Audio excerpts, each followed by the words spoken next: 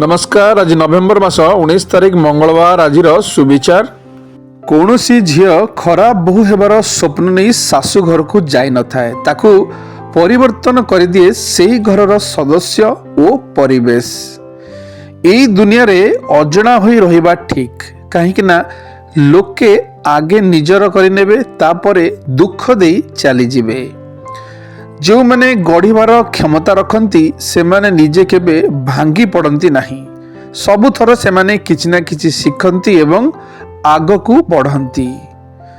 पृथ्वीर सबुठारु भयंकर रोग नाम है टेंशन, जहाँ मनुष्य को धीरे धीरे ध्वंस और मृत्यु दिग को नहीं जाई थाए। राति को देइछ रजनीगंधा गो, दिन को देइछ सूरजमुखी।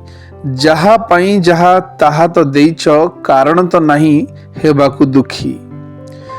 मिथ्यार धाराटी क्षणस्थायी किंतु मन रख सत्यर धाराटी चिरस्थायी। सेतिपाई सत्य पथरे चाल, समाज रे छाती फुले फुले बंच। अर्थलोभी नारी आउ नारी लोभी पुरुष एमाने केबे भी सुखी होई पारंती नहीं। निरंतर काम करुवा व्यक्ति जे सफल होइथाए ये एग्जाम्पल समस्तंग पई कार्यकारी नुहे, बरं निष्ठा को चाबी मने करी अग्रसर हेबा उचित। शुभ सकाळ, दिनटी आपणकर मंगलमय हो।